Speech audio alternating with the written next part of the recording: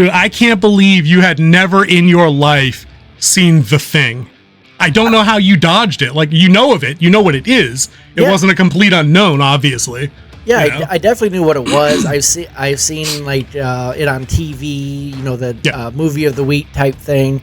But it just, I don't know, just something, I never watched it. So see, that crazy surprises me, given the legacy of the practical effects, which we're going to talk about for sure, because I think that's the one thing probably most casual fans or, you know, most normal people that watch movies took away from it was the practical effects that they use and how disgustingly grotesque they could be and how well they would hold up today. Like, literally, if we shot this movie today, we'd get some CGI bullshit like they did with the prequel thing, or the prequel thing they tried to do. And it was all CGI'd after they shot it with the practicals, and it came out looking worse.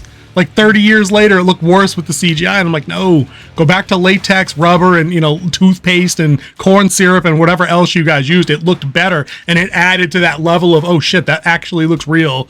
This thing's gonna kill me. You know what I mean? Like, that's missing badly from today. Yep. So if y'all don't know, The Thing that he's talking about came out in 1982. It was directed by John Carpenter, and it was written by Bill Lancaster. The screenplay was.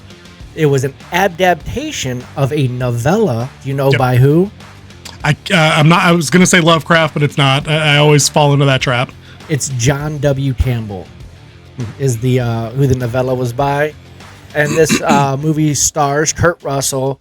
But there's two other very recognizable faces in this. And as soon as you hear him talk, you knew who he was. And that's Keith Davis. Fact. And then, of course, Diabetes himself, William Brindley. Diabetes. He played the Diabetes joke card a little early. Dude, for sure, dude. Very, very recognizable voice with Keith David, the voice of Spawn. You know, a bunch of other great voice work. I think on the Gargoyles cartoon from back in the day, he was the lead gargoyle. Dude, very memorable. Great character in the movie, too. You know, it's 40 years old, and we're touching base on these movies today, guys. We're gonna spoil the shit out of some things. We're not doing like a play-by-play breakdown, but let me just say the ending to this movie with Kurt Russell and Keith David as like the final guys instead of the final girl, ending on an ambiguous note, is probably my favorite part of the movie, where they're both just sitting there after all of it's gone down. Communications are cut off. Transportation and evac is cut off.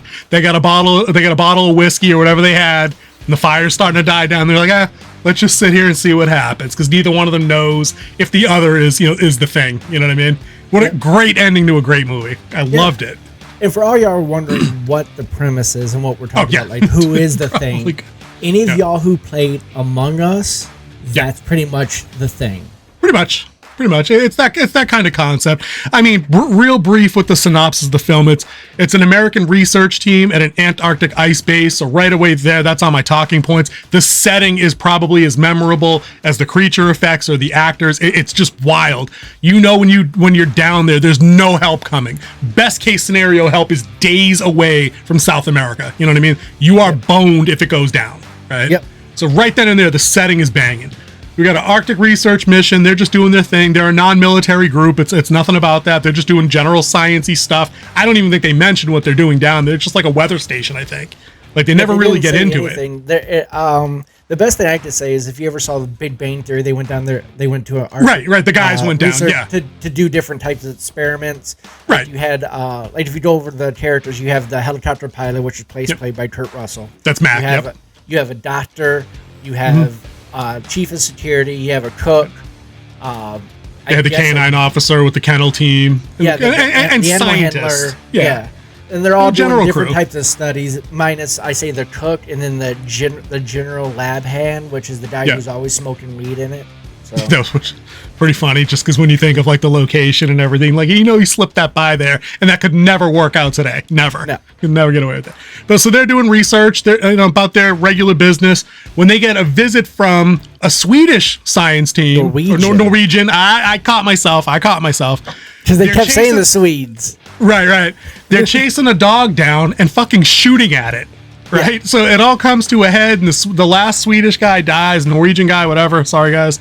And there's a language barrier, so they don't know what the hell is going on. The Americans go to the Norwegian base. Everything's cooked. There's a pile of grotesque bodies, mangled, and all kinds of crazy shit. And they find the little part of a spacecraft, or they find something they can't explain. It was like the thing came out of. It was like it looked like a huge casket that was frozen. Yeah. Right. So they very stupidly bring it back to their base, and then they begin to suffer what they don't know yet is the same fate as the Norwegian team, where like there was an alien being, the Thing, which as it kills you, it can then take on aspects of your appearance, not your personality, but like how you look. So if it kills a human, it can become humanoid. It kills dogs, it could take a dog-like shape. We assume at one point that it killed a spider, because in one of the best shots in the movie, you know, the dead guy's head breaks off and sprouts spider legs and eyeball stalks, and his head's upside down. And dude, if I'm going a mile a minute, it's because it's so weird. The first time you see it, you don't know what the fuck's going on. But it was crazy. One of the things they did explain in it about what the Thing actually does is that it takes time. Like, it needs time to fully digest you. If it doesn't have time to digest what it's trying to eat, it can't. Right, it's not a shapeshifter. Right. It can't completely change. Which this was also taken by one of our great writers today in the fantasies, Brandon Sanderson's. His what are they called? They start with a C. They're in the Mistborn series, and they're pretty much like blobs that have to get on bones, and then they can take form of like whatever bones they're given. Yep. So it's kind of the same concept Brandon Sanderson used for a couple of his characters. Yeah, for sure. And like this is where we start talking about the practical effects, with just all the weird stuff that they conjure with these grotesque, twisted forms, as like, you know, human shapes are trying to be copied, and the Thing gets better at it over time. You know what I mean? And it shifts through the things it can change into to look more like the thing it's trying to hunt and propagate and, you know, expand its numbers. So like King Z said, this goes through the basic premise of most zombie movies or games like Among Us, where you don't know who's infected or who's hiding it. So paranoia sets in. The team eventually turns against each other. Lead final guy, Kurt Russell, is McCready, devises that he said we got to test blood or something. Like we're guessing that could work. You know, he's got a flamethrower. He's like, all right, Doc, let's test all the blood and this and that. After a couple of guys get knocked off, and then in the best jump scare in the movie, when they're testing blood that they don't think is from the infected guy, the fucking blood shoots out of the petri dish because it's the Thing, you know, being burned, and freaks out everybody in the room, including the 3 guys that are handcuffed next to the guy whose blood was just tested on a couch. It's crazy. It's wild. I loved it. And that was the thing you were talking about with the head sprawled off. That what gave him the idea to test the blood. He realized that each part of the body is another living organism. Like the Thing itself is not just one organism. It's multiple organisms being together to form whatever form they're going into. And he's like, since he saw that like the head popped off and became a spider, like it became its own part to protect itself. Became its own animal. They were burning it. He thought if he got the wire hot and put it in blood, that it would which was brilliant, dude. Which was brilliant. You know, there's no way they could have figured that work, but they were like, no, we've got no options. We're gonna do this crazy ass thing and hope it works for the best. And that's one of my other talking points that I had here. It's what makes this a great movie is that it's basically what made Alien a great movie. It's just dudes doing a job that get confronted with some craziness, and they're like, the fuck are we gonna do now? You know, like our ability to get out of here is compromised by weather, that's why we set it in Antarctica. You know what I mean? Weather, and they destroyed it. And they destroyed it. Right, and that's what I was getting to, is we get to that part, and this comes up in all of these contagion movies, zombie movies, where somebody forward thinking in the group is like, yo, if this gets back to the mainland, humanity's cooked. Like, they even have the scene in the movie where they're like, well, we ran the numbers, and it's only going to take it like 48 hours to take over the planet if it gets back up there, or whatever, or a month, or whatever it was. It's like, no, you guys can't leave. Like, we have to sort this shit out down here, and if we die, we die. You know, and then the helicopter gets cooked, and the radio goes down, and this and that. And it's just steak after steak after steak, and the situation just gets worse as they go. Boy, that escalated quickly.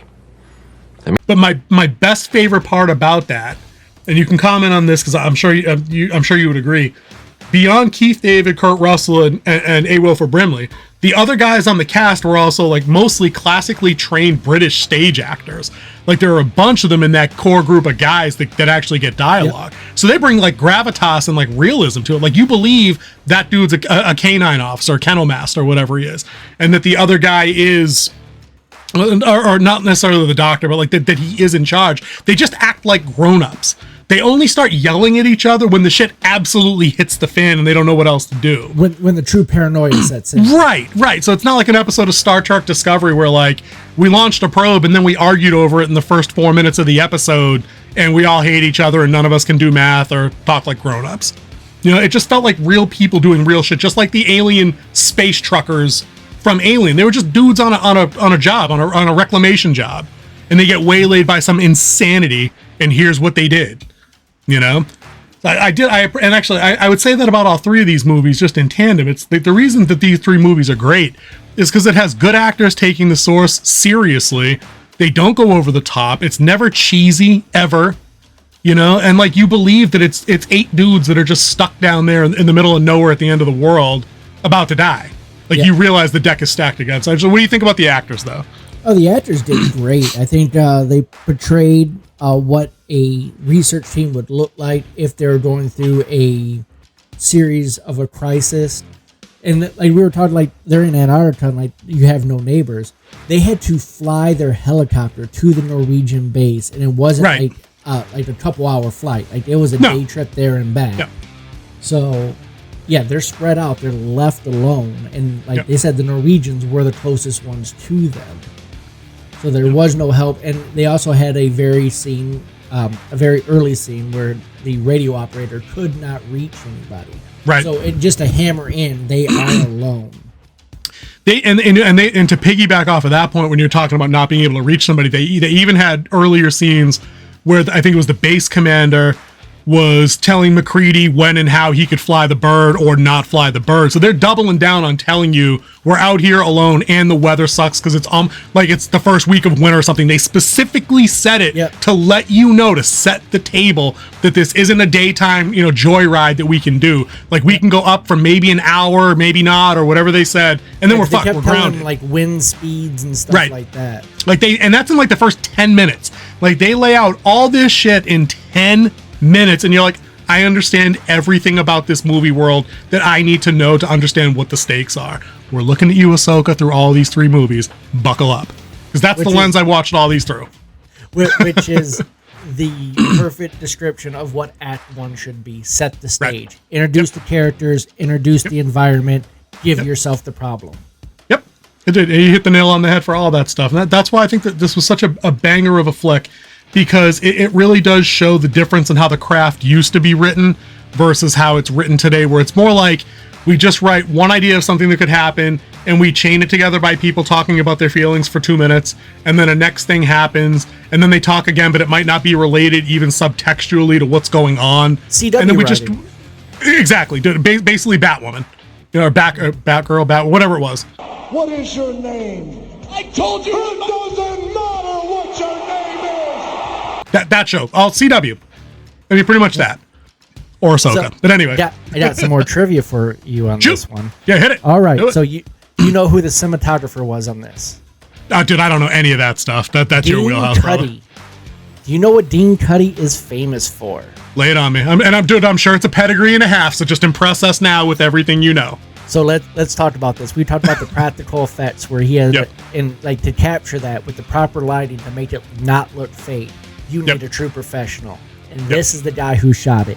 He is known for movies like just a small film that, you might not have heard of called Jurassic Park. Check. Another small film, Apollo 13. Check. Talked about working with practical and also CGI. Who Framed Roger Rabbit? Check. And the 1981 movie, which probably led him to doing this one, Escape from New York, which also starred Kurt Russell. Check. Couple other ones that are more recent. Did fire? Yeah, shoot. He shot 2 episodes of Book of Boba Fett. Shot 3 episodes of The Mandalorian. Okay. Season 1. Okay. See, that balances out. The big one that I had to look up and make sure it was him, and it really is. He was a cinematographer for Back to the Future. Oh, see, now you should have had that on the first half, because that belongs with those big dogs. Back to the Future is probably a top 3 favorite. Dude, we should do a Back to the Future trilogy video is what we should do. Yeah, put a pin in that. But dude, let's we're gonna move on from the thing in just a second here and jump into Scream. But yeah, This is one, like you said, dude. It had a while where, like, before streaming and cable was the thing. Yes. No pun intended. You're right, dude. It was a movie of the week on cable networks like USA, TNT, those kind of things. And if it was CBS. on my ass, it's TBS. That's what I mean. Like those 3 or 4 channels that are all bundled together nowadays. You know, if this was on, I would sit and watch it from whatever point it was on. And usually those are the kind of things I reserve for things like Shawshank Redemption, Green Mile. Like if those are on, I watch it from wherever it is. The thing is that movie for me on like the sci-fi side of things. I won't pick up Event Horizon from everywhere or Jurassic Park from everywhere. But if The Thing is on, my ass is done for however much longer the movie has in its runtime, and I'm going to pick it up and watch it. It's an hour and 42 minutes, if you're wondering what the runtime is. Hour and 42 minutes. The shortest of the three movies. So what you're saying is that it didn't need to be 2 hours and 27 minutes to tell a tight, well-compartmentalized, efficient story where the plot starts, stops, and brings you along the way with setups and payoffs. You're saying it can be done in under 3 days. Yep. Shocking. Who'd have thought that maybe old school really does know how to make these movies? You know, it's just one of the things that I appreciate actually about all 3 of these, having just rewatched them all, just realizing how tightly paced and efficient all the script work really is. Now, after watching it and doing this research, I have found out that there's a sequel called Prince of Darkness that I might have to go check out to see if it how it holds up. Put a pin in that and report back, because if it's on your review, I'll take a look at that, because I've never heard of that. Interesting. Yep. Or is this like an Asylum movie? Is this the Asylum guys? You know, like the guys that made like the Transformer ripoff movies and like all that stuff? It says that there's a sequel. I found it on their wiki page for this. Okay. As I was doing my research for like all the people who actually helped make the film. You know, the cast and crew. Cool. Yeah, no, I mean, if you check it out and you vouched, and I'll give it a watch and we can talk about it. But no, let's shift over from The Thing, which was, and I'll give it a 4.5 out of 5 if we're doing scores, because nothing's truly perfect, but easy 4.5 out of 5. Oh yeah, masterfully done. Great.